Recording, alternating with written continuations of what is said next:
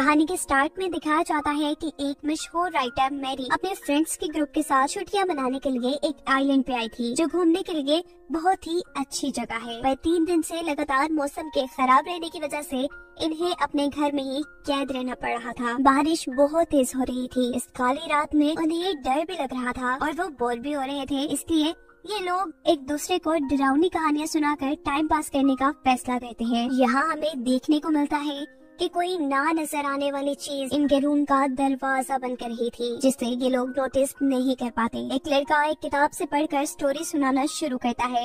ये लोग स्टोरी में इतने गुम हो जाते हैं कि अचानक होने वाली दरवाजे पर नॉक इन्हें बुरी तरह डरा देती है। ये सब लोग मिलकर चेक करने का डिसाइड करते हैं और दरवाजा खोलने पर वहाँ डॉक्टर हू के साथ उसकी टीम थी। डॉक्टर हू एक टाइम ट्रैवलर थी जो फ्यूचर से पास्ट में आकर वहाँ होने वाली गलत चीजों को ठीक करती थी, ताकि गलत चीजों का असर फ्यूचर पे न हो, जिस काम के लिए वो अपनी टाइम मशीन का इस्तेमाल करती थी। यहाँ डॉक्टर हू एक खाली कागज दिखाकर अपने आप को एक कंपनी और कहती है कि हम यहाँ से गुजर रहे थे, पर करीब ही हमारी गाड़ी खराब हो गई। मौसम भी इतना खराब है, इसलिए हमें यहाँ आना पड़ा। ये लोग डॉक्टर हू और उसकी टीम को घर आने की इजाजत दे देते हैं। डॉक्टर हू अपनी टीम को उनका ये घर दिखा रही है। वो अपनी टीम से कहती है कि मैं तुम्हें बहुत ही स्पेशल टाइम में लेकर आई हूँ। ये वो टाइम और वो घर है जहाँ से राइटर मैरी को अपने मशहूर नॉवल लिखने का आइडिया मिला था। वो अपनी टीम को वार्न भी करती है कि गलती से भी कोई यहाँ पर मैरी के लिखे हुए नॉवल का नाम न ले, क्योंकि अभी तक वो नॉवल लिखा नहीं गया और मैरी उस नॉवल के बारे में खुद भी नहीं जानती। जब ये लोग मैरी के रूम में जाती है तो देखती है कि अब मैरी और मैरी के साथ ही एक दूसरे को कहानियाँ सुनाना बंद कर चुके हैं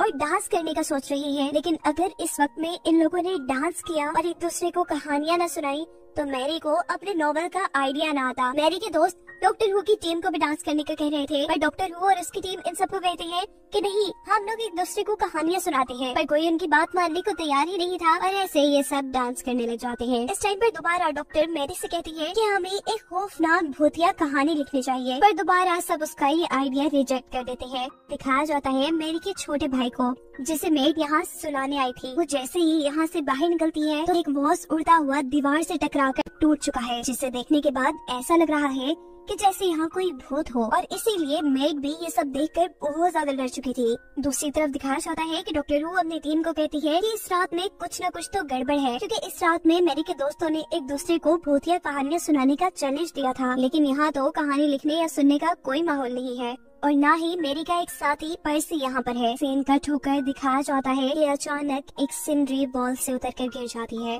और उस सिनरी को फाड़कर एक इंसानी ढांचे का हाथ बाहर निकलकर चलना शुरू कर देता है। यहाँ डॉक्टर हू का एक साथी जो वॉशरूम ढूंढ रहा था, वो 3 मरतबा लॉबी से गुजर चुका था। वो जब पहली मरतबा लॉबी से गुजरता है तो अचानक उसके पीछे बिजली के चमकने पर हमें एक लड़की दिखाई देती है और कुछ ही पल गुजरने पर वो गायब भी हो चुकी थी। ये आदमी दूसरी और फिर तीसरी मरतबा लॉबी से गुजरता है। ऐसा वो जानबूझकर नहीं कर रहा था। उसे खुद समझ नहीं आ रहा था कि वो बार बार लॉबी में कैसे आ रहा है। वो अब लॉबी से एक कमरे का दरवाजा खोलता है और दरवाजा बंद करने पर हम इस कमरे में एक बच्चे का साया देखते हैं। दूसरी तरफ डॉक्टर हू की एक साथी मैरी की दोस्त से बातें कर रही थी तो अचानक उनको भी आसमानी बिजली की चमक में खिड़की के पास कोई खड़ा नजर आता है, जिसका साया चंद सेकंड बाद ही गायब हो चुका था और ये देखकर वो लड़की भी डर जाती है। दूसरी तरफ डॉक्टर हू मैरी की एक दूसरे साथी से पर्सी के बारे में पूछती है, जिसका यहाँ होना बहुत ज्यादा जरूरी था, और ये लड़का डॉक्टर हू की बात काटते हुए उनसे पूछता है कि अभी मेरा एक आदमी बाहर तुम्हारी खराब हुई गाड़ी देखने के लिए गया था, लेकिन उसे तो बाहर कुछ नहीं मिला। सच सच बताओ कि तुम यहाँ किस मकसद से आई हो और कहाँ से आई हो। डॉक्टर हू जवाब देती है, मैं तो यहाँ ऐसे ही आ गई थी, लेकिन अब मुझे फील हो रहा है कि यहाँ पर कोई बहुत ही नेगेटिव या इवल फोर्स है। ये लोग अभी बात ही कर रहे थे कि दूसरी तरफ हमें दिखाया जाता है कि बाकी सब लोग जिस रूम के अंदर है, उस रूम का दरवाजा खुलने पर अचानक वही इंसानी स्केलेटन का हाथ इनके कमरे के अंदर आ जाता है, जिसे देखकर ये सब लोग डर जाते हैं और वो उनके एक साथी पर हमला भी कर देता है। इस लड़की की जान बचाने के लिए एक बंदा उस हाथ को उसके गले से उतारता है और दूसरा आदमी पास रखी उस ट्रे से उस हाथ को ही तोड़ देता है। शोर सुनकर डॉक्टर हू भी यहाँ आ जाती है और वो इस हाथ को चेक करके बताती है कि ये 15th सेंचुरी के किसी आदमी का हाथ है, जो इस घर में मौजूद किसी इवल एनर्जी की वजह से चल पा रहा था। ये बात सुनकर वो लड़का जो पहले भी डॉक्टर हू से बातें कर रहा था, वो बताता है कि मेरे पास 15th सेंचुरी के एक सोल्जर का असली स्केलेटन रखा है। ये लोग जब उसे चेक करते हैं तो पता चलता है कि उस स्केलेटन के दोनों हाथ यहाँ मौजूद नहीं थे। मतलब ये था कि डॉक्टर हू ने उस हाथ के बारे में सब कुछ बिल्कुल सही बताया था और ये महसूस करने पर वो लड़का समझ जाता है कि डॉक्टर हू कोई आम इंसान नहीं है और यकीनन किसी अजीब जगह से यहाँ आई है। फिर डॉक्टर वो की दूसरी साथी इस लड़के से पूछती है कि जब से आप लोग यहाँ पर हैं, क्या यहाँ पर कुछ और अजीब हुआ? और मैरी उन्हें बताती है कि पिछले 3 दिन से लगातार मौसम बहुत बुरी तरह खराब है और इस खराब मौसम में उनके साथी पर्सी को अजीबोगरीब चीजों के वियन आते रहते हैं, जिससे वो यही करीब लेक के ऊपर किसी को तैरता हुआ दिखता है। डॉक्टर पूछती है कि अब पर्सी कहाँ होगा, जिस पर मैरी बताती है कि वो लेक के करीब एक कैबिन के अंदर अपना नॉवल लिखने के लिए जाता है। जरूर वो अब भी वही होगा। मैरी के साथ ही पर्सी को लेने के लिए निकल जाते हैं, पर अजीब उनके साथ ये हो रहा था कि बार बार सीढ़ियाँ उतरने के बावजूद भी वो घर से बाहर नहीं निकल पा रहे थे। और दूसरी तरफ डॉक्टर हु, जो इस घर में किसी इवल एनर्जी के होने की वजह से अच्छी तरह सोच नहीं पा रही थी, वो भी जब घर से बाहर जाने का फैसला करती है तो वो अपने रूम के दरवाजे से बाहर जाकर बार बार उसी रूम में आ रही थी। यानी ये घर एक भूल भुलैया जैसा बन गया था। और डॉक्टर हु का एक और साथी जो दूसरे कमरे में बैठा हुआ था, अचानक उसे इस घर के अंदर वही औरत और बच्ची नजर आती है जिनकी झलक हम मूवी में पहले भी देख चुके हैं। इस आदमी को ये दोनों यहाँ की मेड लगती है, इसलिए वो उनके ऊपर ज्यादा ध्यान नहीं देता। यहाँ मैरी का छोटा भाई भी जोर जोर से रोने लगा था और मेड जब उसके पास जाती है तो खिड़की के बाहर उसे एक अजीब ब्लू लाइट नजर आती है। फिर दूसरे लोगों को ये महसूस होता है कि ये अजीब भूल भुलैया में फंस गए हैं, तो ये एक दूसरे को आवाज देकर अपने फंसने के बारे में बताते हैं। डॉक्टर हु के जिस साथी को पहले जो 2 लड़कियां नजर आई थी, वो दोबारा उन 2 लड़कियों की झलक देखता है। और सबसे अजीब तो ये कि उनकी आंखों के सामने एक लड़का दीवार के अंदर से ही गुजर कर दूसरी तरफ चला जाता है। वो जब ये सारी बातें डॉक्टर को बताते हुए ये कहता है कि मुझे लग रहा है कि यहाँ पर भूत है, तो डॉक्टर अपने साथी से कहती है भूत नहीं हुआ करते। अभी डॉक्टर ने बोला ही था कि अचानक वो लड़का जो उनके साथी के कमरे से निकला था, वो दीवार पार करते हुए उनके सामने आ जाता है। ये देख डॉक्टर भी चौंक जाती है और फिर उस दीवार के अंदर अपना हाथ डाल कर देखती है तो उन्हें मालूम होता है कि ये सब तो एक इल्यूजन है। वो सबसे कहती है कि यहाँ पर कोई ऐसी फोर्स जरूर है जो हमारे माइंड को कंट्रोल करते हुए हमें ये सब दिखा रही है। इसको ठीक करने के लिए सब अपनी आंखें बंद कर लें और अपने जहन में से यहाँ पर चलने वाला सब कुछ निकाल दें। ऐसे आप इस इल्यूजन से बाहर आ जाएंगे। सभी लोग ऐसा करना शुरू करते हैं। मैरी आंखें बंद करके अंधे लोगों की तरह चीजों को महसूस करते हुए सबसे पहले अपने छोटे भाई के रूम के अंदर जाती है, लेकिन वहाँ जाने पर वो देखती है कि कॉट में उसके छोटे भाई की जगह एक इंसानी ढांचा पड़ा था। ये देखकर वो जोर से चीख मारती है। चीख सुनकर सब उसके पास आ जाती है। डॉक्टर का मानना था कि यहाँ कोई भूत वूत नहीं है, कोई सिक्योरिटी सिस्टम इन सभी चीजों को कंट्रोल करते हुए ये सब कर रहा है। यहाँ कुछ तो ऐसा है जिसे छुपाने के लिए सिक्योरिटी सिस्टम लगाया गया है। अभी वो बातें ही कर रहे थे कि अचानक उनको खिड़की से बाहर कोई खड़ा दिखाई देता है, जिसके जिस्म से रोशनी निकल रही थी। जहाँ सब इसे देखकर हैरान हो रहे थे, वही डॉक्टर हु सबको बताती है कि ये कोई टाइम ट्रैवलर है जो इनकी बातों के दौरान ही इनके घर के अंदर भी आ जाता है। ये साइबॉर्ग था जिसको अंदर रूम में आने से रोकने के लिए डॉक्टर दरवाजा बंद कर देती है और सबको बताती है कि इंसानी जिस्म में रोबोट के पार्ट्स लगा देने से एक साइबॉर्ग बनाया जाता है। ये इमोशनलेस होने के साथ किसी के भी दिमाग को अपने कंट्रोल में करने की ताकत रखते हैं। मगर मुझे लगता है कि ये साइबॉर्ग कुछ अधूरा है, कुछ तो चेंज है इसमें। डॉक्टर हु को पता था कि कैसे साइबॉर्ग की तबाही को बचाना है। उन्हें साइबॉर्ग के हाथ वो चीज नहीं लगने देनी थी जो उसे असल चाहिए था। डॉक्टर बताती है कि साइबॉर्ग की जरूरत की चीज को छुपाने के लिए ही शायद ये सिक्योरिटी सिस्टम।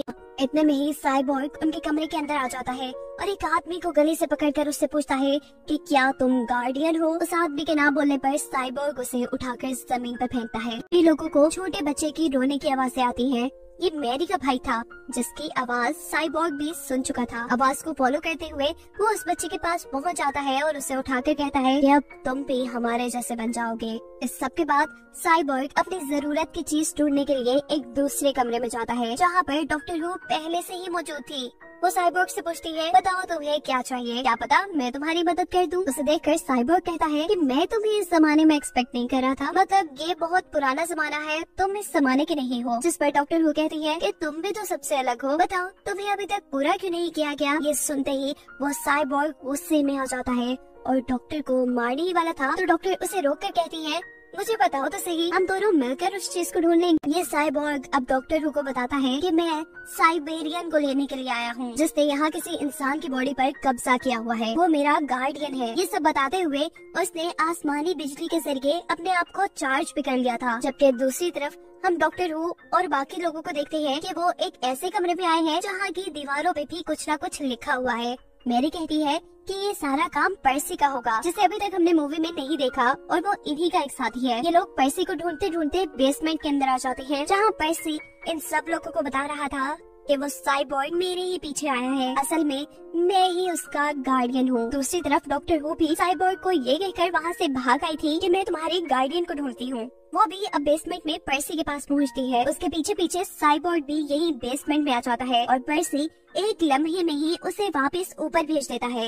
इसका मतलब है कि पर्सी साइबॉर्ग को कंट्रोल कर पा रहा है। ऐसा जानने के लिए डॉक्टर हू उसके सर के ऊपर हाथ रखती है और उसका दिमाग पढ़ते हुए देखती है कि एक दिन जब पर्सी लेक के किनारे बैठा हुआ था तो उसे लेक में एक चमकती हुई चीज नजर आई। पर्सी ने जैसे ही ये सिल्वर लावा जैसी चीज अपने हाथ में उठाई तो वो चीज पर्सी के अंदर चली गई। उस चीज ने पर्सी को पूरी तरह कंट्रोल कर लिया और पर्सी जैसे इनविजिबल यानी गायब हो गया। वो जब अपने घर वापस आया तो कोई उसे नहीं देख पा रहा था। उसने जब वास को उठाकर दीवार पे मारा तो कोई भी उसे नहीं देख पाया। जहाँ मेड को लगा कि ये काम किसी जिन ने किया है। बिजली चमकने पर अचानक कोई साया जब लोगों को नजर आता था तो वो भी पर्सी ही था। पर्सी बताता है कि जब से वो सिल्वर लावा मेरे अंदर है तब से मेरे ख्यालों में कुछ नंबर्स आ रहे थे जिन्हें मैंने दीवारों पे लिखना शुरू कर दिया और साथ ही ये घर बार बार शेप शिफ्ट भी कर रहा था, यानी ये घर खुद से अपने आप को बदल रहा था, जिससे तंग आकर मैं यहाँ छुप गया। आखिर ये चमकता हुआ सिल्वर लावा ये साइबेरियन था क्या? डॉक्टर बताती है कि साइबेरियन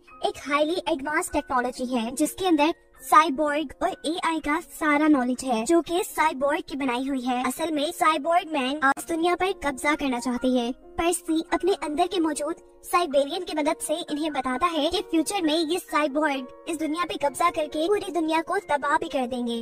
अब क्योंकि साइबेरियन पर्सी से उसके दिमाग में बातें भी करने लगा था तो ये डॉक्टर समझ जाती है कि अगर थोड़ी सी भी देर और ये साइबेरियन पर्सी के अंदर रहा तो वो पर्सी को मार देगा। वो सभी चीजों को कंट्रोल कर सकता है। डॉक्टर बताती है कि किसी ने उसे साइबॉर्ग मैन से चुरा कर हिस्ट्री में भेजा है ताकि फ्यूचर को बदला जा सके। उनकी इन्हीं बातों के दौरान यहाँ पर साइबॉर्ग मैन भी आ जाता है जिसे रोकने की ताकत अब इन लोगों में नहीं थी। डॉक्टर हू के साथ ही उन्हें बताते हैं कि अगर ये साइबॉर्ग मैन इनके पास आ गया और उसने पर्सी के अंदर मौजूद साइबेरियन को ले लिया तो फ्यूचर में बहुत बड़ी तबाही हो सकती है। जिस पर डॉक्टर हू बताती है कि फिलहाल हमारा इन लोगों को बचाना जरूरी है। अगर पर्सी और ये लोग मर गए तो फ्यूचर बिल्कुल बदल कर रह जाएगा क्योंकि ये सभी इस वक्त के इन्वेंटर्स हैं। अगर इन्होंने अपनी किताबें न लिखी तो फ्यूचर बिल्कुल उल्टा हो जाएगा। साइबॉर्ग अब पर्सी से कहता है कि जो भी तुम्हारे अंदर है उसे तुम बाहर निकाल दो। इससे पहले कि वो पर्सी को कुछ नुकसान पहुंचाता, मैरी उसके सामने आकर उसे बातों में लगाने की कोशिश करने लग जाती है और गुस्से में आकर